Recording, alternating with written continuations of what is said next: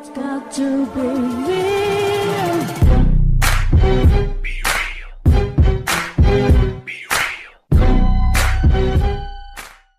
Okay, so this video was kind of requested, so I thought, why not?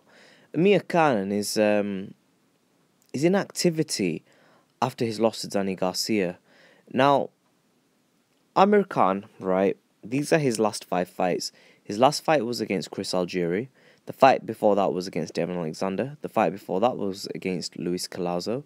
The fight before that was against Julio Diaz, and the fight before that was against Carlos Molina.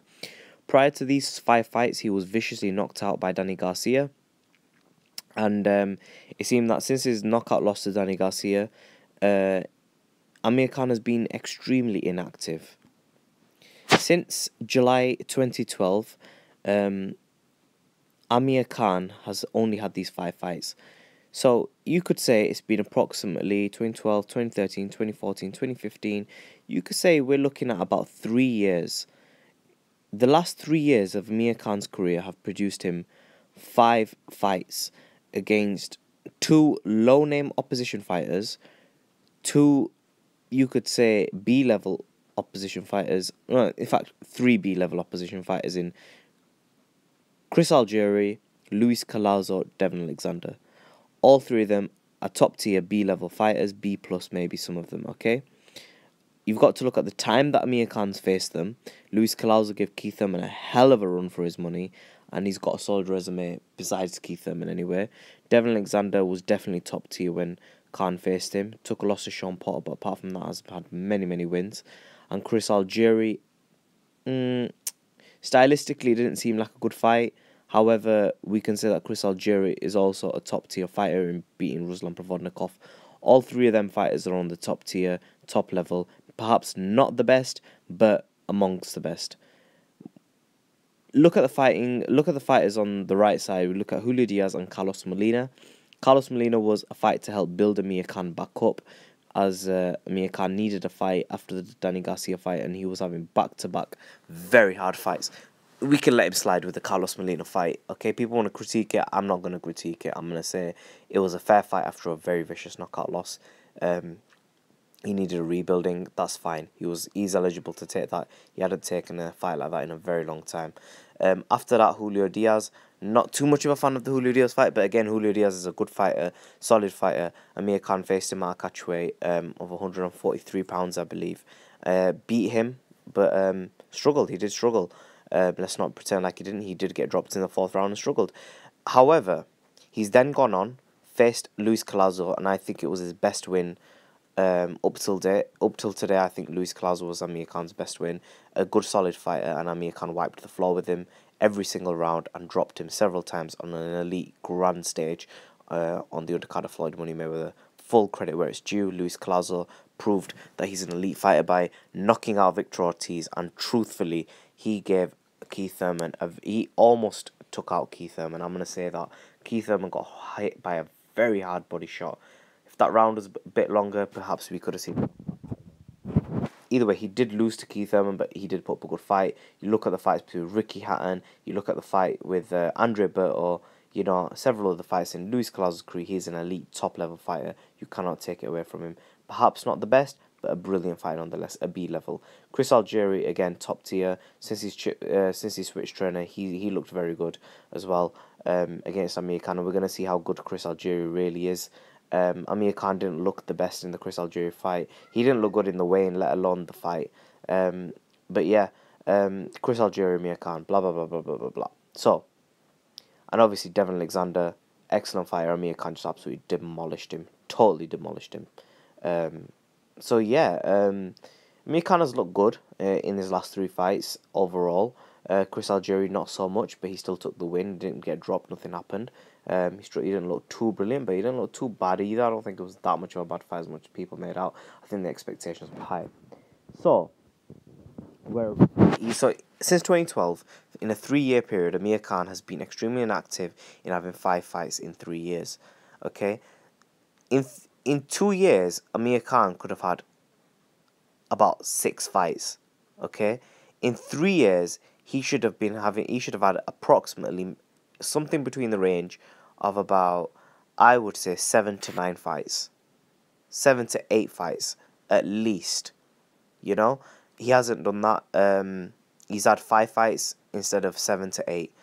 I mean, for me, I think that's just far too inactive for Amir. You can say that there's Ramadan, but you know there are many Muslim fighters on the top level of boxing who fight a lot more frequently than twice a year. I think it's harming Amir's career. I think it's putting him on hold. I think a lot of it has to do with Floyd Mayweather. Amir Khan holding out for a big money fight, a big blockbuster fight, a big name fight. That's what I think Amir Khan's been holding out for. But you see, the thing is, Amir Khan has more than enough talent to build his own name in boxing and not just become another name, another B level, a B plus fighter. Amir Khan could have become an elite A level fighter, which is a household name in America. He's already a household name in Britain, but he could have become a household name in America by now had he taken about 7 fights. Even if it's not against the best fighters, if he even continued to take fighters like Chris Algieri, Alexander, these type of fighters, it was still, if he took a Robert Guerrero, if he had about 7 fights like that, we'd be talking differently about Amir Khan. We'd be talking, because he would have eventually got a fight against Pacquiao or Mayweather had he done something like that, in my opinion. So, Amir Khan's inactivity, I really feel, is hurting him. How can he go about this? It's very easy. Ramadan is only 1 month. If Amir Khan can time his fights correctly, he can very easily get the 3 fights in. We're now looking at Amir Khan not jumping in the ring until 2016. We're now at October. I don't think he's going to fight in November. Possibly he might fight in December, but there's talks of Manny Pacquiao. If he holds on for the Pacquiao fight next year, that means he has been inactive yet again for the latter part of 2015. That means he'll have taken 1 fight throughout all of 2015, which was against Chris Algieri early on in the year. I don't think it's enough. I really don't. I'm not really sure what to say, how to put it, but it's like there's always like an excuse there, because it's like, like, why plan the fight, in a month where you're just gonna go straight into Ramadan, and why not get 2 fights in before Ramadan or get 2 fights in after Ramadan? This is the problem that Amir's having. I think it's a management problem. I think it's maybe on the part of Al Heyman, maybe on the part of Team Khan, maybe on the part a little bit of Amir Khan himself. Virgil Hunter did complain about Amir Khan's luxurious lifestyle, and Khan has been out into Dubai and he's been trying to promote his name.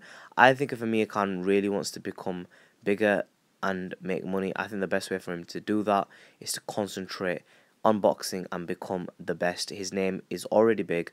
You could do a bit of touring here and there, but to the extent that he's doing it, I think a little bit more emphasis needs to be placed on boxing, a bit more focus on boxing, learning the craft more, getting better, really sharpening up his tools, and building his body, becoming a fully fledged, really big 147-pound fighter, conditioning his body, pushing himself to the limit.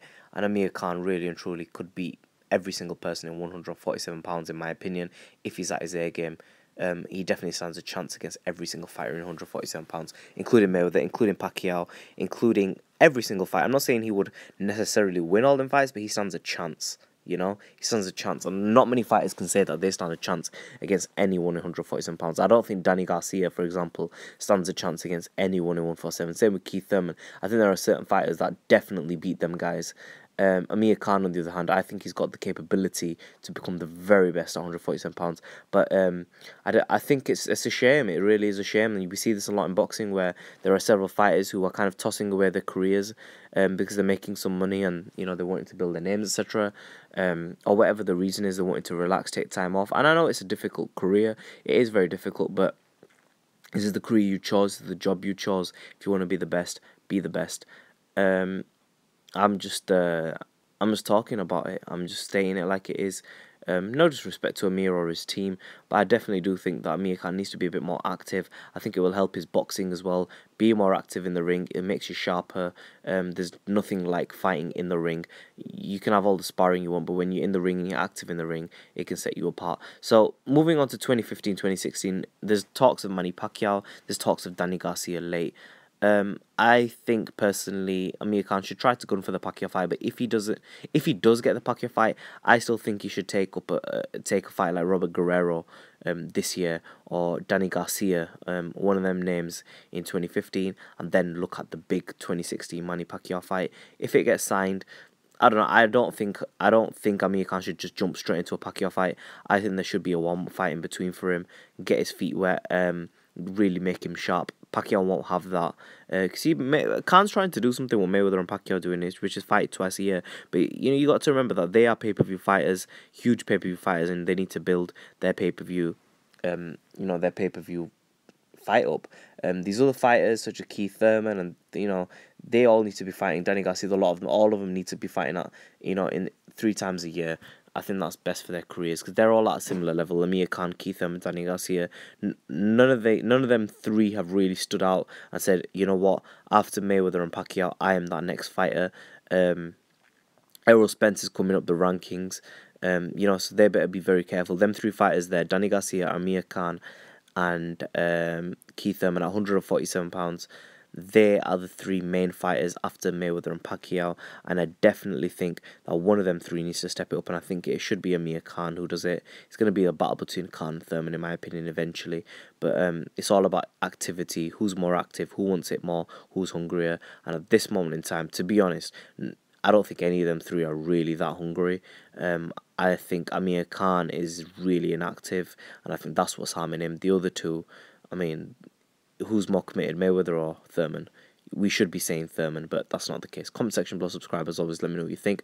Amir Khan's inactivity, he needs to time it a lot more appropriately and fight 3 times a year, in my opinion, and really get them fights in to help build his career back up and get to where he needs to be. Comment section below, subscribe in a bit.